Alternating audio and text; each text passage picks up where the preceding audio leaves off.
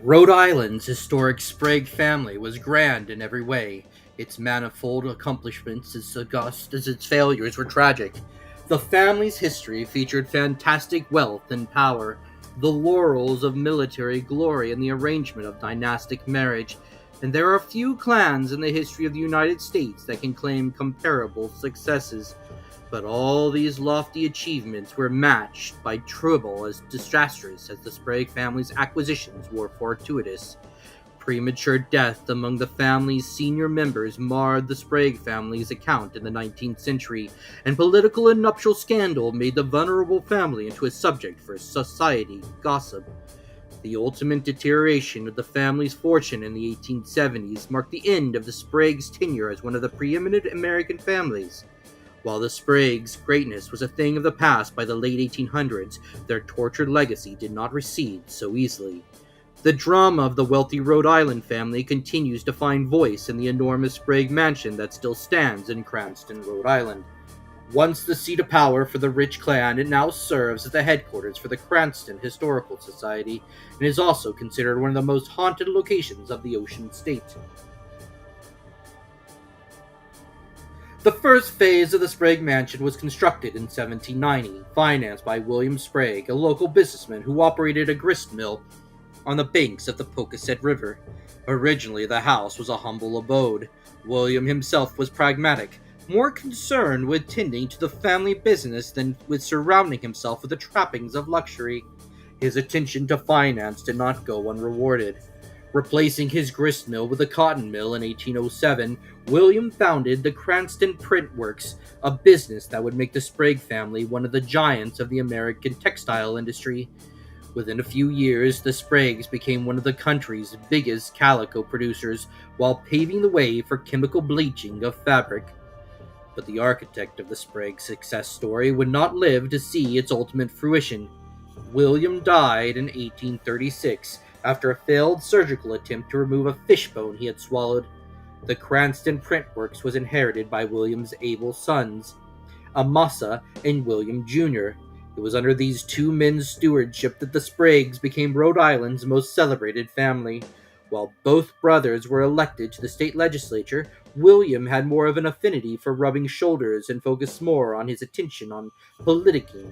Amasa threw the bulk of his energies into managing the print works, just as William, the boy governor of Rhode Island, was appointed to the Senate. Yet misfortune was never far behind the Sprague achievements. On December 31st, 1843, Amasa left for Johnston on a business trip. It was a journey he would never complete. His body was found the next day, only a few miles from home, face down in the snow, just off the Johnston Road, as cold as the frozen red snow that spread around his lifeless limbs. Authorities determined that the textile tycoon had been bludgeoned to death and robbed shortly after he had left the Sprague home the day before.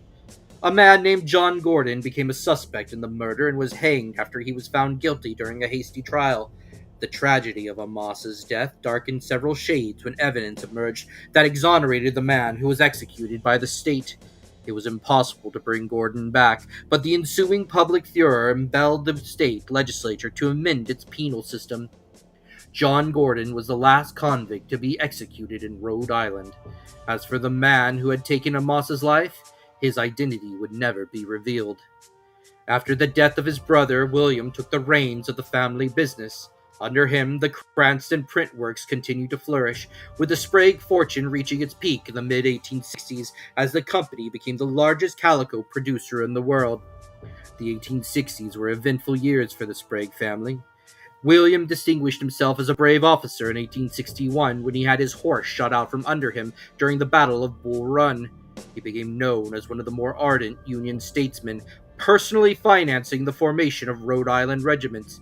In 1863, he wed Kate Chase, an ambitious Secretary of the Treasury.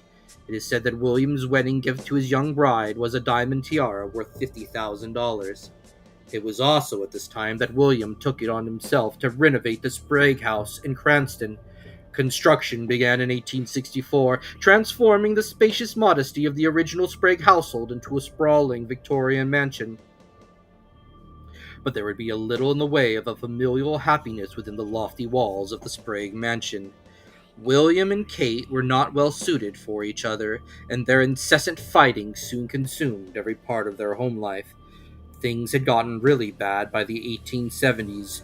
William was drinking far too much and began resorting to physical violence during the frequent rows with his wife. When the flagging family business was no longer able to support Kate's excessive spending, not even the strength of Victorian convictions could keep the couple together. The Sprague Mansion was put up for sale. William and Kate divorced, and the once powerful Rhode Island family fell into obscurity. But that is not the end of their story. Today, the tumultuous events of the Sprague family record are interesting not only to the local history buffs. Strange accounts began emerging from the Sprague mansion soon after it was sold. Stories of strange moans drifting down the halls in the middle of the night, of cold spots that move through the dank air of the wine cellar, of invisible forces that throw blankets off sleepers in the middle of the night. It seems as if there is something in Sprague Mansion that refuses to rest, something that continues to brood in the cold opulence of the old manor. Given the dramatic story of Rhode Island's most famous family, there's no shortage of theories explaining the eerie happenings of the 19th century home. Some say that the spirit of William Sr. is responsible for these supernatural disturbances. It may be that, obsessed with the downfall of the empire he founded, he is unable or unwilling to leave the Sprague mansion. Perhaps he is refusing to let go of the one earthly possession he believes should be his family's inalienable right. Certain such a belief would be in keeping with the proud patriarch's psychology. There are those who believe that William Sr.'s ghost was responsible for the dissolution of Kate and William Jr.'s marriage, that the constant presence of the elderly Sprague spirit in the house was too much for the distraught couple to deal with. Others attribute the bizarre phenomena in the mansion to the angry ghost of Amasa Sprague, who was robbed of his life just before the family business became successful. Or perhaps the spirit of John Gordon haunts the home of the man he was falsely convicted of killing. There are a good many paranormal investigators who believe this is the case. Could it be that the ghost who haunts the Sprague mansion is not even a member of the Sprague family?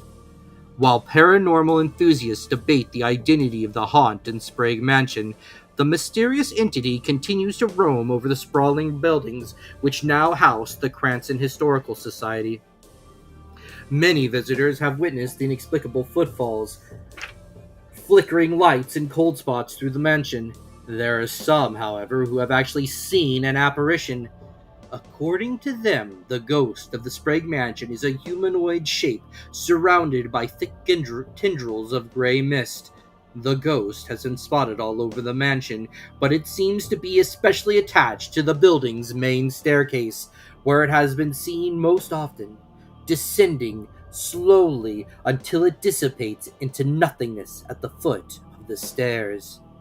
Reportedly, a seance was once held to determine exactly who was haunting the old house. To everyone's surprise, the seance revealed the presence of a ghost that had no connection to the Spragues at all. According to the medium, the disgruntled spirit summoned was one of the former owner's butlers. The butler was upset because the owner willed nothing to his long-employed servant.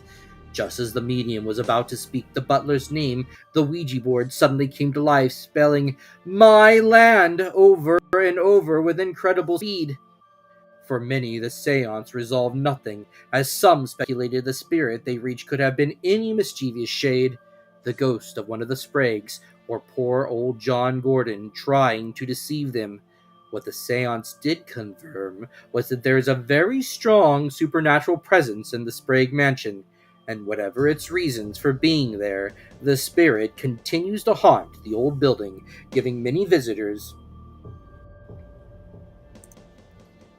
to the Cranston Historical Society a dynamic, if somewhat eerie, exposure to Rhode Island's past.